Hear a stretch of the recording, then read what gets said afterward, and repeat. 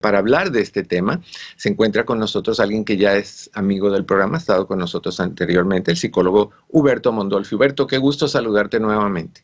Muchísimas gracias por la invitación, Eduardo. De verdad que me encanta participar en tu programa. Te lo agradezco mucho. Huberto, hoy vamos a hablar de un tema que hay personas que dicen, no quiero ni pensarlo, no quiero ni imaginármelo. Y es el tema del suicidio, tanto en los adultos como en los niños, en los adolescentes en particular. Me llamó mucho la atención que el índice de suicidio está aumentando. Durante el tiempo de COVID aumentó muchísimo, y hemos visto durante diferentes épocas que entraron los retos en TikTok y cosas así no sé si recuerdas el reto de la ballena azul. Sí, claro. Cosas así, donde promovían que los jóvenes se suicidaran y de repente empieza uno en la escuela y 4, 5, 6 lo hacen también.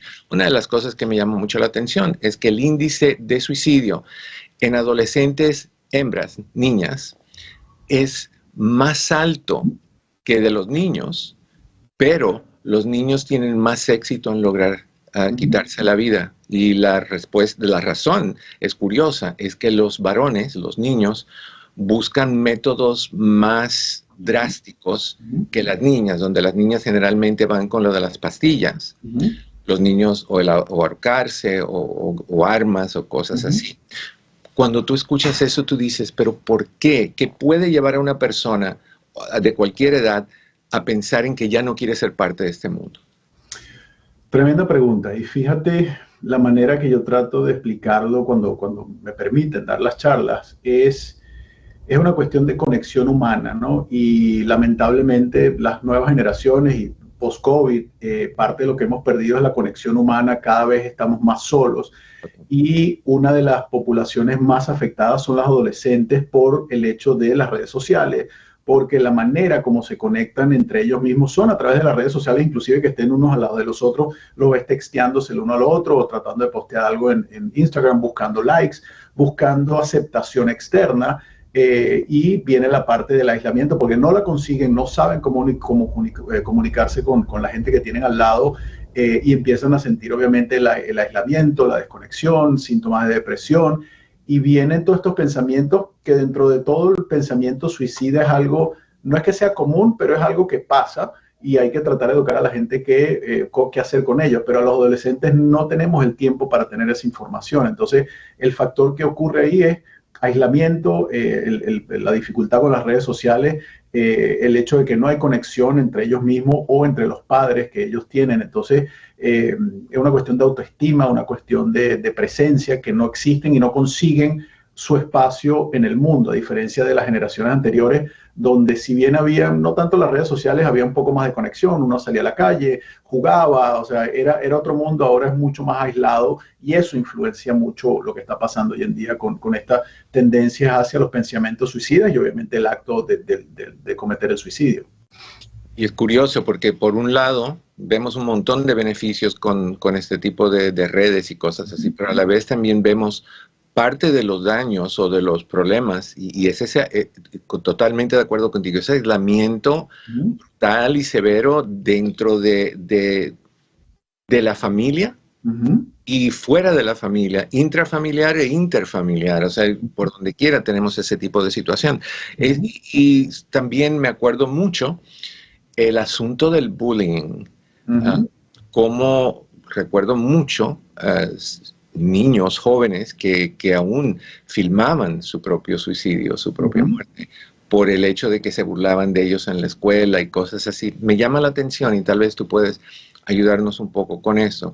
¿Cuántas personas dicen, no, pues no a los hijos que de alguna forma comunican que están siendo víctimas de bullying y le dicen, no, pues tú no te dejes, tú dale, te dan, tú le das, te dicen, tú le dices, no seas tonto, y los presionamos a que enfrenten esto cuando, como mencionaste tú, a veces no hay autoestima suficiente para empujar a ese joven a que tenga un enfrentamiento y las consecuencias del enfrentamiento. O sea, ¿cómo ayudamos a nuestros padres que nos están escuchando, los padres que nos escuchan, a entender la seriedad del bullying y el posible acto de suicidio conectado? Mira, Al final es cuestión de educación y de cómo me conecto con mi hijo, que una de las cosas que pasa ahora con las redes sociales, que tienen sus beneficios, yo no estoy en contra de las redes sociales, tienen beneficios muy buenos, es la parte de aprovecho las redes sociales para no interactuar con mi hijo porque estoy abrumado con el trabajo, tengo mis problemas financieros, un montón de cosas, entonces mi hijo está en las redes sociales en la mesa y tenemos una cena, pero no hay comunicación. Entonces hay que primero romper esa barrera donde haya comunicación. La otra parte, el bullying ha cambiado un montón porque si bien en la época, pues en la época nuestra, el bullying era lo que pasaba en la clase y se iban para afuera para el recreo o el terreno que estuviera al lado y entonces te entrabas a golpes o lo que fuese. O si no sabías cómo defenderte, entonces, bueno, lo llevabas a la casa y tu papá te decía, bueno, entonces vente y entrale a golpe. O sea, el bullying ha cambiado mucho porque ahora el bullying tiene que ver con la parte de las redes sociales. Entonces, hay que entender que las redes sociales para el adolescente es su manera y su ventana al mundo, donde mientras más likes, más arriba en la pirámide está dentro de la sociedad de la escuela. Y el cyberbullying no hay manera de cómo confrontarlo porque no sabes quién te está atacando. Puede ser un niño de otra escuela, puede ser algo que es digital, entonces te ridiculiza dentro de tu mismo medio y no hay manera de ir a confrontarlo de frente a frente. Entonces se complica un poco esa parte y viene la otra parte, ¿cómo lo confronto? Si es un cyberbullying, ¿cómo confronto a ese niño? Llamo, le digo a mis padres, entonces empieza la parte de la vergüenza si no tengo cómo comunicarme con mis padres o no tengo esa conexión con quien hablo con otro muchacho, entonces me voy aislando cada vez más porque mi ventana al mundo, mi conexión al mundo era a través de las redes sociales, pero ahora estoy ridiculizado porque me están haciendo bullying o cyberbullying, cualquiera de las dos. Entonces, no sé cómo, no tengo lo que hablamos hace un ratito fuera de cámara, no tengo esa inteligencia emocional para saber cómo lidiar con las emociones, me aíslo, cada vez me aíslo más, y viene esta idea del suicidio, que para un adolescente o para una mente no tan desarrollada, el suicidio es una solución a un problema, pero no nos damos cuenta que es una solución permanente a un problema puntual. Entonces, ahí es donde es complicado siendo padre. ¿Cómo entro en la comunicación? Pues si yo agarro y le pregunto a mi hijo, a mi hija, que no he tenido comunicación, mira, te veo triste, te está pasando algo, el niño va a decir, o el adolescente va a decir, no, no me pasa nada, y agarra su teléfono. Entonces, ¿cómo rompo esa barrera? Sería el primer consejo. Luego que rompo la barrera, trato de descubrir si hay algún tipo de comportamientos de tristeza, el niño está durmiendo más de lo que tiene que dormir, las notas bajaron, me comunico con la gente en la escuela, a ver si están viendo cosas que antes no veían.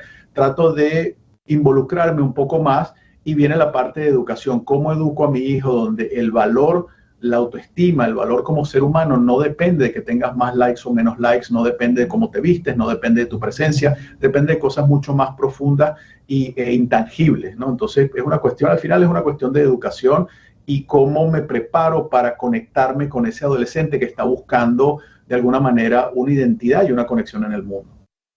Yo sé que me voy a ir un poquitito a un lado del tema, pero te lo pregunto porque creo que es importante. Si un joven está siendo víctima de bullying y tú te enteras como mamá o papá y tú dices, no, pues yo voy a ir a la escuela, yo voy a hablar con el director, yo voy a pedir una junta con la mamá de ese niño y tu hijo te dice, no, no quiero que hagas eso. ¿Qué es el deber en ese momento o cuál es el deber en ese momento de esa madre o padre? Respetar el deseo de ese niño. Eso sería lo primero, porque si no estás rompiendo una barrera que tu hijo te está poniendo. Entonces la siguiente pregunta es, ¿cómo te puedo ayudar? Y tu hijo te puede decir, mira, no te metas. Ok, entonces, ¿cómo lo vas a resolver? Y entonces le pasas la responsabilidad a tu hijo y lo tratas de poner en una conversación que él te dé una respuesta clara de cómo lo va a responder, cómo lo va a procesar, cómo va a responder a esa situación. Y una vez que estés convencido que es una respuesta que vale la pena, lo dejas. Si no, entonces le dice, bueno, si eso no te funciona, yo voy a tener que intervenir debido a que esto puede escalar, Pero hay que respetarle los deseos, sobre todo a un adolescente que está tratando de conseguir una identidad, de ser un independiente, ¿no? La adolescencia, si bien es una época bien compleja a nivel hormonal, también es una época muy buena porque hay ideales, hay mucha energía, o sea, hay muchas cosas que hay que darle a ese adolescente la capacidad, ok, ¿lo quieres hacer tú por tu cuenta? Perfecto. Cuéntame tú cómo lo vas a hacer. Y verdaderamente ponerme como padre a estar curioso, no a darle consejos, sino que, bueno, mamá, no sé, bueno, ¿quieres ayuda? ¿Cómo te ayudamos? Y buscamos la manera donde él mismo consigue el camino y eso lo va a ayudar porque le va a dar autoestima, le va a dar recursos, le va a dar sobre todo el pensamiento donde hay un problema, yo lo puedo resolver. Y si yo no lo puedo resolver, busco maneras de cómo resolverlo, pero al final es algo que viene de la independencia. Entonces yo el consejo que le daría a la madre es no intervenga, sino conversa con tu hijo y trata de averiguar cómo él o ella va a tratar de resolver esa situación. Y si vemos que no pasa nada efectivo, pues entonces hay que meterse porque hay que meterse. Claro, y eso tiene que ser parte de la conversación de, ok, hijo, hija, yo te dejo que tú lo hagas, explícame cómo, y si no logras, entonces, bueno, vamos a tener que ir los dos y esto es lo que yo voy a hacer. Y no que se le impone, sino se le informa que tú no pudiste con esto, chévere, entonces yo voy a intervenir e intervinimos juntos. Vamos a dividirlo en las 3 etapas, niños, adolescentes y adultos. ¿Cómo podemos, cuáles son los síntomas que podríamos ver en esas 3 etapas que nos deben de alertar de que algo puede estar procesándose con el suicidio como meta? Mira, la primera etapa, la etapa de niño, o sea, preadolescente y adolescente, hay ciertos síntomas que son muy parecidos. El aislamiento, la parte donde estoy durmiendo más, la parte donde no hay contacto visual con el padre, o sea, cuando viene el padre o la madre, bajas la mirada, ves que no hay interacción con los amigos, entonces si bien antes sabías algo de los amiguitos o las amiguitas, de cómo estaban, porque se comunicaban, empieza a haber cierto aislamiento y ya no sabes, mira, ¿qué pasó con tal? ¿Qué pasó con cual? Y tú lo ves que empieza como que a correr alrededor de lo que está pasando sin confrontarlo. Eso es un síntoma importante porque quiere decir que ya empezó el aislamiento. La otra parte es el rendimiento en la escuela, donde si no tiene que ser un estudiante estrella, pero el rendimiento se nota donde las tareas no están terminadas, donde empiezas a ser llamado más por los profesores o por la escuela a que vayas porque algo está pasando con tu hijo. Entonces hay cierto aislamiento. Con los preadolescentes, una de las cosas que pasan es que a veces ellos por su inocencia conversan con los padres y que te preguntan, ¿qué pasa si me muero? ¿No? Entonces esa pregunta es como que, bueno, entonces hay que tratar de explicarle la finalidad, o sea, lo que es el definitivo de cuando uno muere, que a veces uno piensa de que morirse puede ser una solución y tener una conversación, pero empiezan a hacerte esas preguntas. Ya el adolescente no te la va a hacer porque el adolescente con el padre tiene una comunicación bastante limitada, pero sí empieza el aislamiento.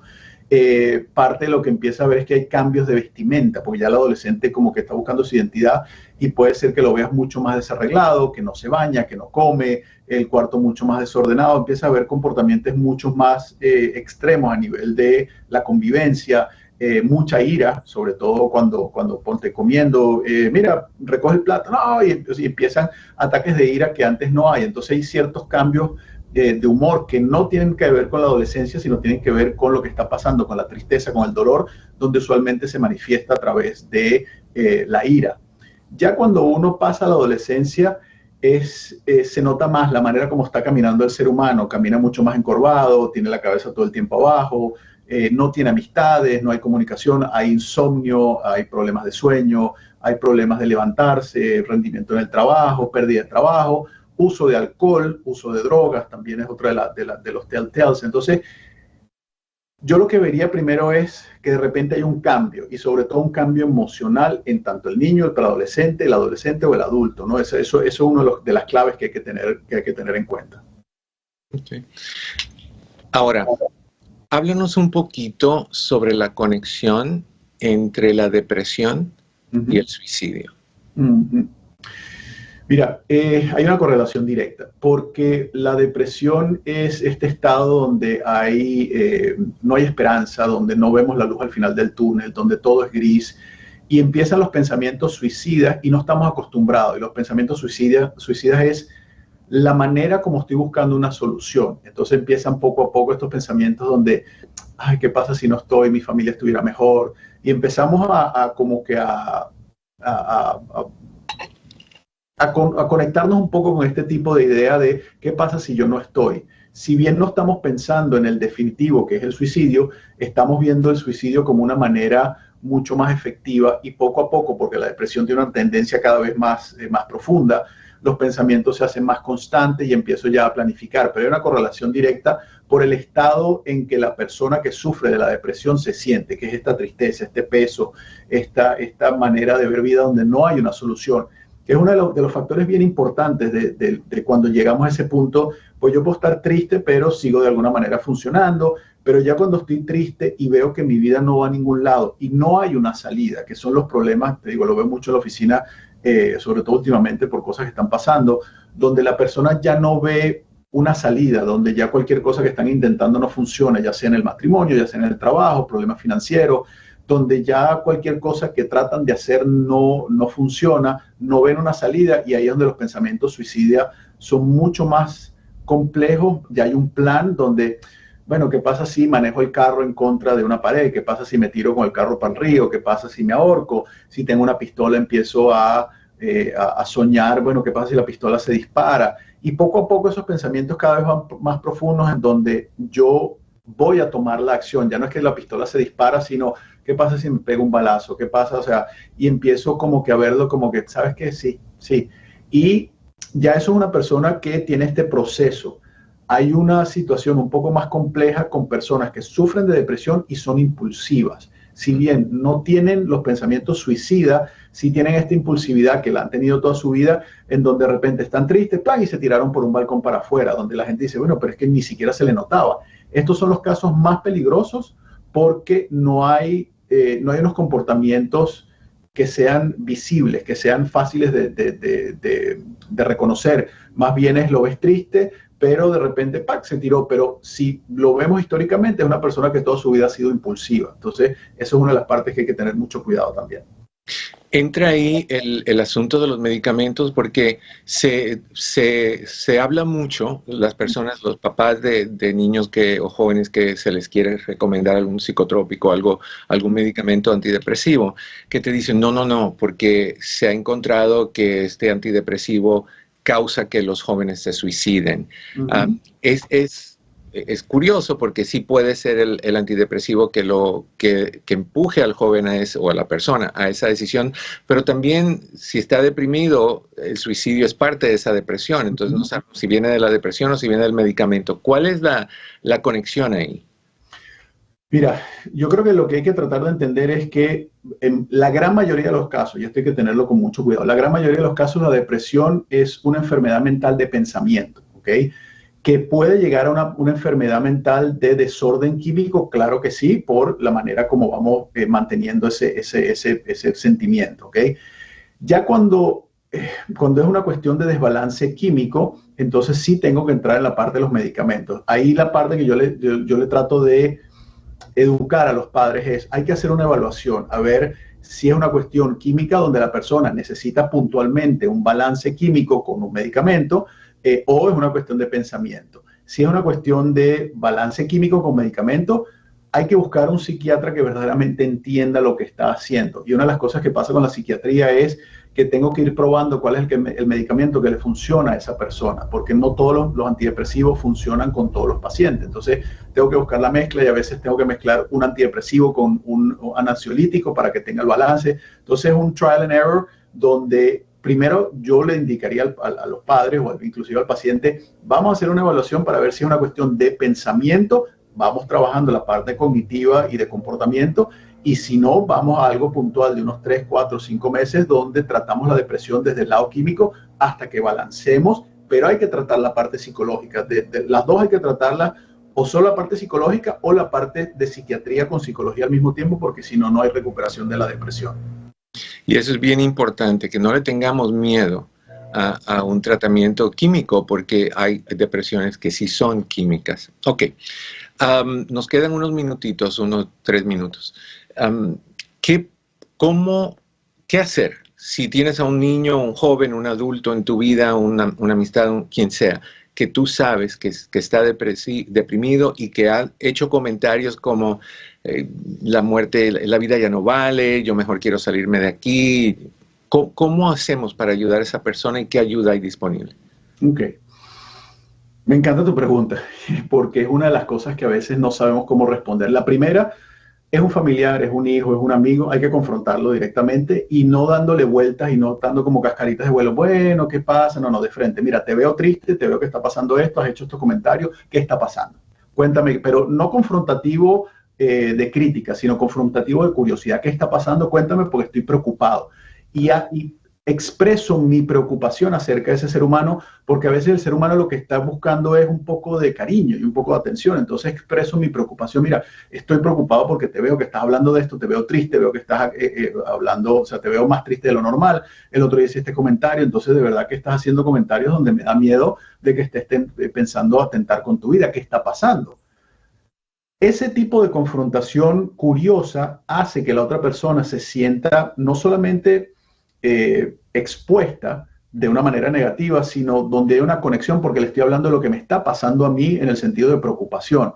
Y baja la guardia y puede decir, bueno, ¿sabes qué? Si estoy triste, he pensado mi vida no sirve para nada. Y ahí es donde trato de conectarme, porque a veces no es darle la solución, sino es decirle, mira, sí, debe ser difícil, tener un poco de empatías, debe ser difícil lo que está pasando, ¿qué tal si buscamos ayuda? No, yo he tratado de buscar ayuda y no sirve, yo creo que es mejor que me muera. Si ya vemos que hay un caso extremo donde la persona con la que estoy hablando no se conecta, es importante entonces hacer lo que se llama un Baker Act, que es llamar al 911, decirle a la persona, mira, estoy enfrente de una persona que está buscando quitarse la vida, me ha dicho esto y esto y esto. La policía manda un escuadrón especial a hacer esa evaluación y si la persona está dentro de ese estado de depresivo donde se va a quitar la vida, se lo llevan a un departamento psiquiátrico y le dan el tratamiento que necesitan porque ya es una intervención bien puntual que le están tratando de cuidar la vida a esa persona. Entonces un recurso es llamar al 911 y decirle al 911, mira, estoy con esta persona que se quiere quitar la vida. Eso es lo primero.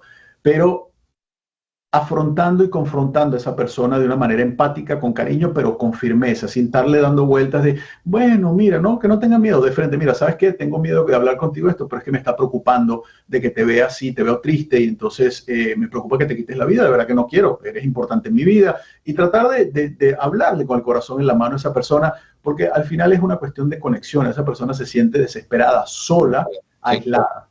Total. Mi querido Huberto Mondolfi, ¿dónde te encontramos? Mira, la manera más fácil es a través de las redes sociales, que es Huberto Mondolfi. Si es en Facebook o si es en Instagram o TikTok, Huberto Mondolfi es la mejor manera. Si no, en mi website www.hubertomondolfi.com, ahí están los servicios que yo presto de psicoterapia, de coaching, ahí me pueden conseguir. Es la mejor manera. Chévere. Mil gracias otra vez. Siempre un placer tenerte con nosotros, Huberto. Igualmente. Muchísimas gracias por la invitación. Que estés bien. Gracias. Si te gustó este video, danos un like y deja tu comentario. No olvides darle clic al botón de suscríbete y activar nuestras notificaciones dándole clic a la campanita. Nos vemos la próxima semana en la Red Hispana, elevando las voces de nuestra comunidad en los Estados Unidos para educar, inspirar e informar.